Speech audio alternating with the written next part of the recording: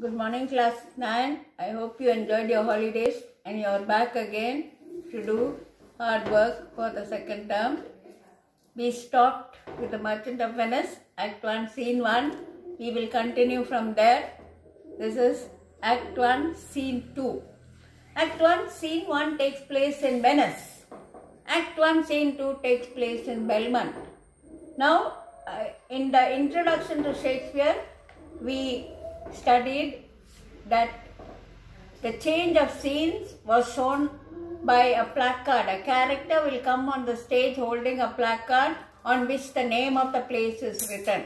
And immediately the people watching the play were transported to that place, were traveling to that place. There is no change of curtains, there is no scenery, there is no stage equipment, there is nothing. It's only the bare stage that is there. Act 1, Scene 2, Belmont, a room in Portia's house. Enter Portia and Nerissa. Portia. Portia is a wealthy heiress, and before her father died, he introduced 3 caskets, gold, silver and lead. In one of the caskets, he placed Portia's picture. And because she is beautiful, she is wealthy, she is good character, all these qualities we came across in Act 1, Scene 1. She has many suitors. Suitors are people who try to come and win her hand in marriage, who are eager to marry her. From east, west, from all the 4 corners of the earth. Princesses, kings, emperors, they are coming to try and win the hand of Portia. And they have to choose the casket. The one who chooses the casket which contains Portia's picture will be eligible to marry her. And Portia is tired. She says, because of my father's introduction of the casket, I cannot marry the man whom I like. I cannot refuse the man whom I dislike. So she is discussing it with Nerissa. Nerissa in those days, she was a lady in waiting, we say, and her only work is to be a companion to Portia and to help Portia in whatever needs that she has. By my troth, Nerissa, my little body is weary of this great world. She says, I am tired of living. I have wealth, I have beauty, I have education, I have all these good things, but still I am tired of living. By my troth, Nerissa, my little body is weary of this great world. You would be sweet, madam, if your miseries were in the same abundance as your good fortunes are.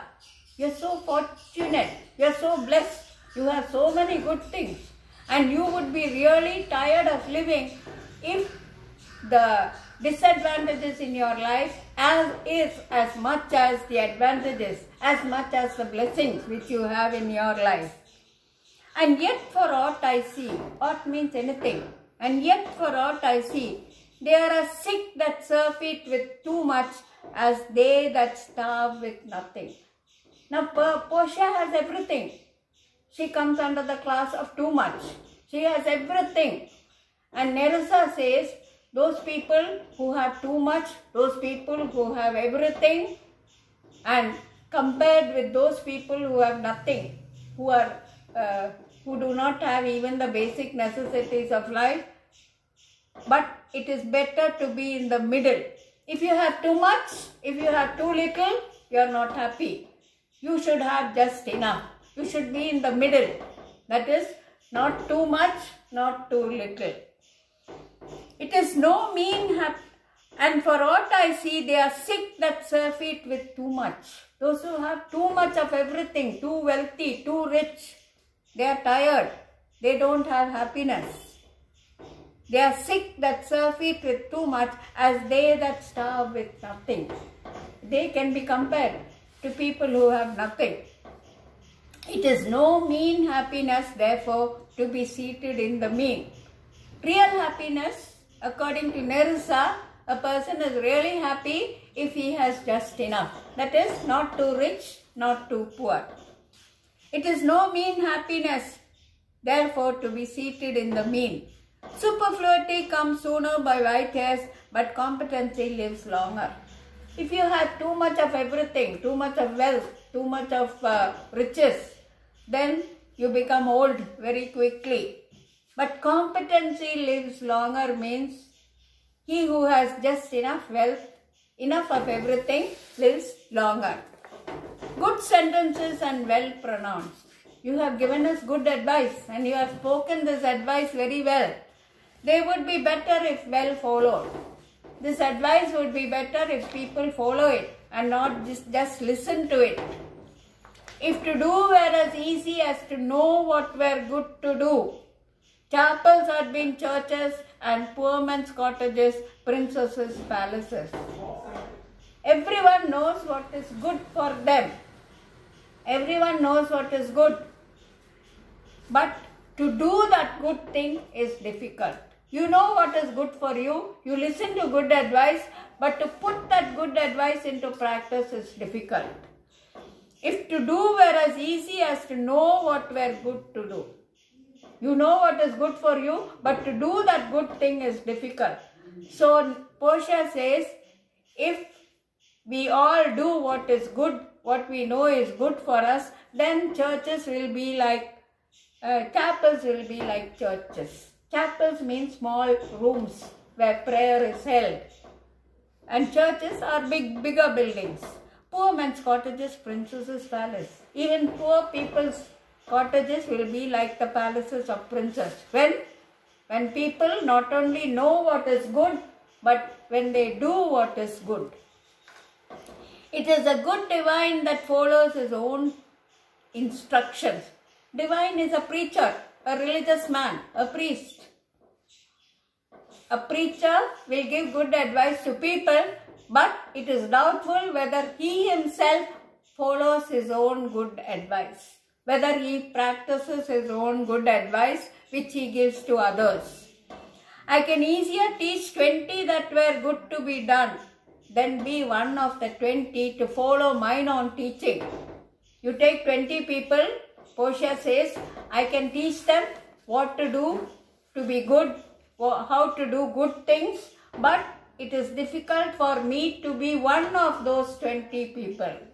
It is difficult for me to follow the advice which I give to others.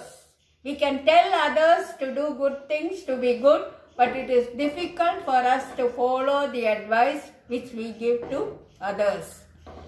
The brain may devise laws for the blood, but a hot temper leaps over a cold degree.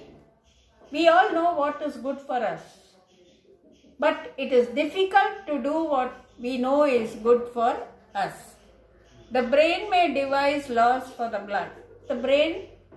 The mind will tell us what is good for your body, what is good for your mind, but then it is difficult to do that thing.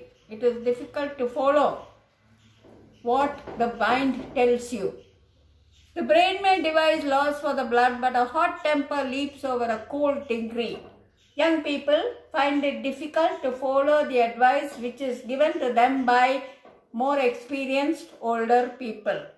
A hot temper leaps over a cold degree. Such a hair is madness the youth to skip over the meshes of good counsel the cripple. Good counsel is the good advice given by older or experienced people. But the younger people will think that it is like a net which hinders them or prevents them or blocks their freedom. They are not free to do what they like if they follow the advice of people who are wiser and people who are older or more experienced. So it is like a net which blocks them, which prevents them from doing what they like. The brain may devise laws for the blood, but a hot temper leaps over a cool degree. Such a hair is madness the youth. So notice the word madness. Young people don't like to follow the advice given by older people. They think it is a kind of madness. So they do what they like. They want freedom. They don't want to be controlled or limited by good advice. But this reasoning is not in the fashion to choose me a husband. All this reasoning, all this thinking, all what I spoke now will not enable me to get a good husband. But this reasoning is not in the fashion to choose me a husband. Oh me, the word choose. Now notice, she does not have the freedom to choose the man whom she likes. She does not have the freedom to refuse the person whom she dislikes, because this freedom is controlled by her father who is dead. And I told you earlier, her father, before his death, he made 3 caskets, 1 gold, silver, lead. In one of these 3 caskets, he placed the picture of Portia. And the person who wants to marry her will have to choose the right casket, the casket which contains her picture. So her father wanted to make sure that the person who marries her will really love her and is marrying her not for her wealth or beauty or other things, for external things.